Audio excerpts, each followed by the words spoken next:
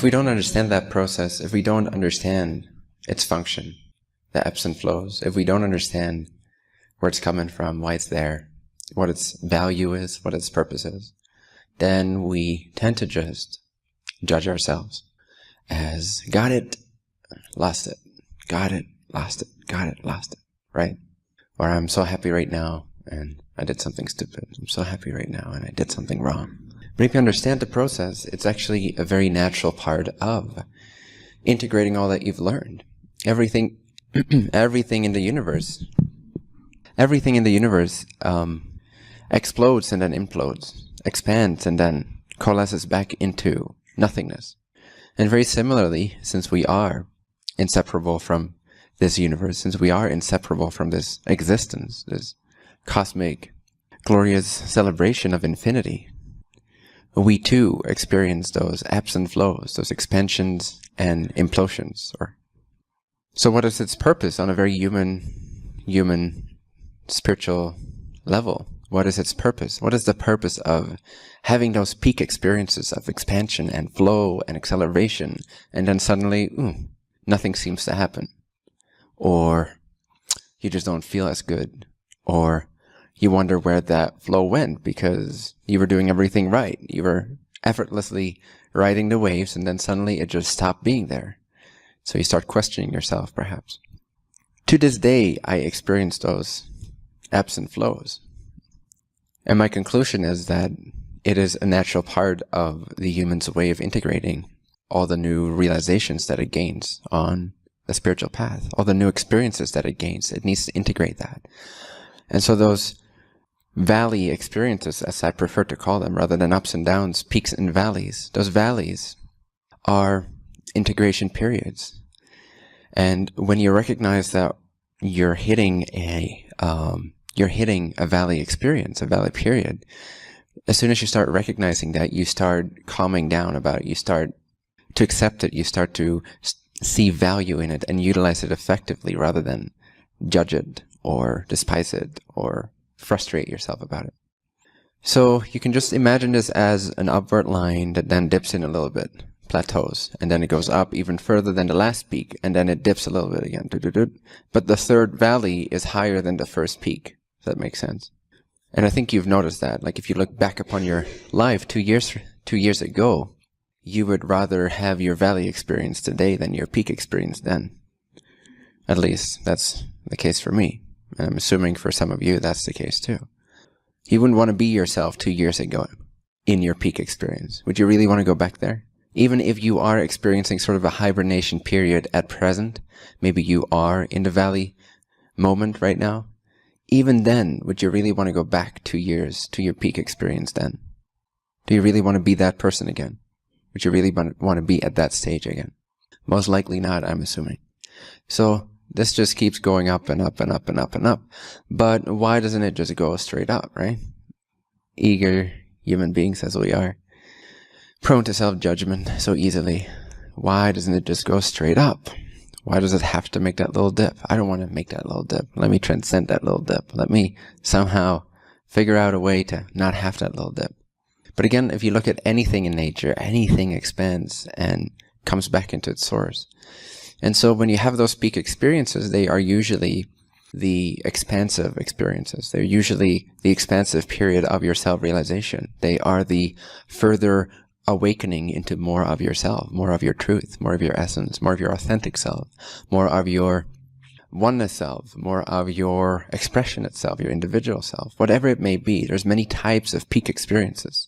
They can be very inward, or they can be very outward. They can be very peaceful, or they can be very ecstatic and blissful. You feel like dancing, you feel like expressing, you feel like hugging everyone you meet. There's many kinds of peak experiences, depending on exactly what it is that is activated in you in that moment. However, it seems like the natural rhythm of life is to also have that integration period. So now you've expanded into a new vision, into a new view of yourself, a new understanding. And then at some point, it's like the body-mind wants to catch up with that. It wants to be able to integrate that, channel that more properly. It wants to be able to have its body aligned, its synapses, or how do you call these things in your brain? Rewired. it wants to catch up with your realization. It doesn't just want you to sort of like go into a spirit level where it cannot come with you. It wants to integrate that here. So you go to heaven, and then your body, mind, and your agreement to be human will bring you back down, in a sense. Will bring you back down so that that can be anchored, so that can be rewired on this level, so that you can bring more and more of your expansion into everyday life, into relationships, into manifestation, into worldly affairs, into your business, into whatever it is. So in those valley experiences, just recognize that you are having one. Just recognize that suddenly this expansive flow seemed to stop or seemed to disappear from view. And first thing to do is to love yourself for that, to appreciate yourself for that, to appreciate the mechanism that entails, the reason why it's there, which is to integrate, to embody the expansive peak experiences that you've had just before that. Now, and more, your life will accelerate. And so right now, even in my valley experiences, my life changes 10 times more than most people have in their peak experiences. So, but for me personally, if I am in a valley experience, things seem to go a little slow. Things seem to slow down. Nothing much seems to be happening. Even though I know that's not true from a more objective or relative comparative point of view to who I used to be, or where most people are spending the majority of their consciousness. Nevertheless, to me personally, I still have those peak and valley experiences. But that is no longer a negative thing. It's a very valuable learning tool. And the focus shifts. The focus is different. The attention is different. The emphasis is different in the peak experiences than it is in the valley experiences. But both are crucially or equally as potent in terms of furthering your spiritual advancement, your expansion, your awakening. Both hold that beautiful potential for seeing more of yourself, understanding more of yourself. And again, the emphasis is different. The emphasis in the peak experiences is usually more on expansion. It's usually more on moving away from who you know yourself to be, in a sense, even though when it is the expressionate kind, not so much the non-dual peak experience, but maybe the expressionate peak experience of being more authentically yourself, more fearlessly you, having life flow and accelerate more effortlessly for you. Even in those experiences, it's kind of like you're moving away from where you've always placed yourself. Does that make sense? You're expanding beyond the structure that you've contained yourself within before that time. That's why it feels so good, because you're expanding into more of yourself. That's why we could call it a peak experience, because it's new for you. It's a new territory that you're exploring. Your zone of awareness, in a sense, is increasing. It's expanding. So you become more aware of more of your essence, more of your truth. And so then, moving away from your self-defined structure, the natural rhythm of being human, for as long as you are human as well, will want to restructure itself according to that new vision, according to that new frequency. So it wants to, in a sense, put that expansive state of being into a shell we call the body, and into an understanding or a non-physical shell we call the mind. It wants to understand, it wants to penetrate, it wants to be able to apply consciously, it wants to be able to give it a proper place, it wants to be able to align its energy, it wants to be able to change its cellular structure and its DNA and all that. So it wants to take your new experience and integrate that. And that's what those valley experiences are best for.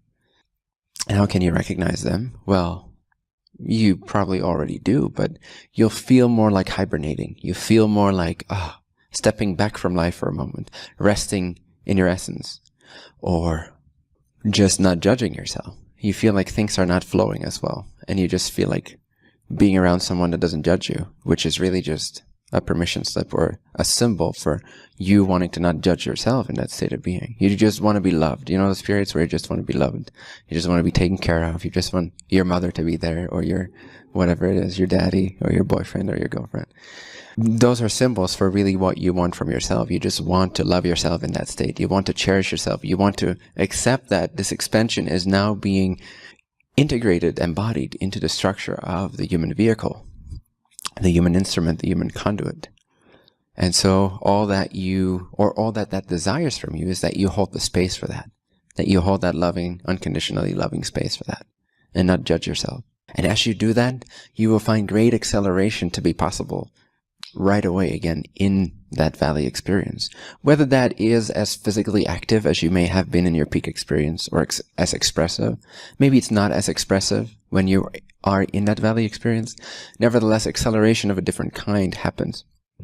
Flow and movement and change and progression of a different kind happens, but nevertheless progression and movement and expansion even in those valley experiences. But not if at the moment that the peak ends you start judging yourself, you start doubting yourself, well, you can always question yourself. You can always, did I start to believe in some kind of idea of time, space, limitation, lack? These are also very valuable questions to ask yourself when you are in that little valley experience of integration, because you have the time to do that. Things start to stop for a moment. You're not as asked for. It's not as demanding for you to be conscious of life all the time. You can sit back and ask yourself, sort of to review what occurred. What happened?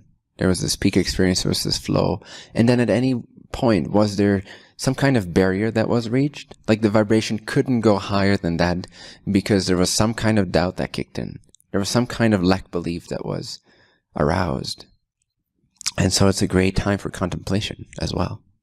And then very naturally, you find that as you accept that period, as you send love to that period, and as you start to understand that period, and or what may have occurred, or how you may have contributed to it dipping perhaps as far as it seemed to have dipped, rather than it just being a valley plateauing experience of integration. Perhaps you aided it in feeling lower in its frequency than it had to.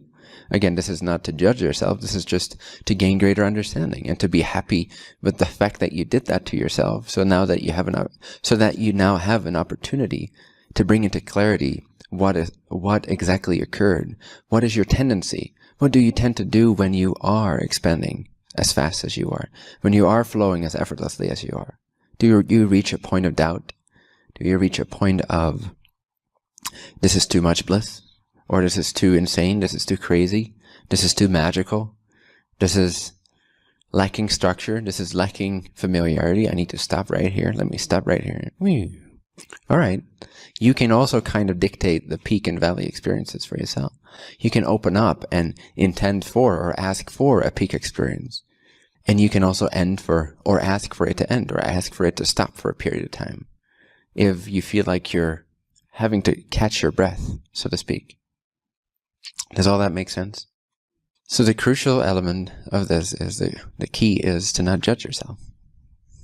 To, in fact, love yourself. Hold that unconditional love for whatever period you're going through. And then, if you have the space of mind to do that, make as effective use of it as you can. Investigate, but very non-judgmentally. Investigate. Review the previous few days, perhaps, or a week or two, or whatever that period was, and see what occurred. Just observe what occurred, and what occurred when you did dip. And again, without judgment, because part of it is natural. Part of it is contributed to by our doubts and by our lacks, but part of it is an actual energetic phenomena, the rhythms of expansion and implosion that continues to happen. So part of it is very natural, and part of it is added onto by our human self that then reacts negatively, perhaps to the events of life, or to the lack of flow, or that responds negatively to the acceleration of flow, because that can be scary as well. If it goes too far, if it becomes too present, if it becomes too vibrant, too palpable, too far away removed from where you've placed yourself inside of a structure that you are familiar with, it can be kind of scary, right? So you tend to say stop. And so life responds, okay, why don't you hibernate for a few days? I'll make sure nothing too fancy happens in your life. Nothing too crazy happens. You can digest all the new information, all the new realization, all the new vibrations that you've experienced, and I'll give you some time to integrate. And when you have integrated that, your foundation is, again, that much more solid to take off from, to expand even further from. And this keeps going and going and going and going and going until you don't recognize yourself anymore, but you don't want to anyway. So at some point, you just learn to go with that flow and to make as effective use of it as you can, both the peaks and the valleys.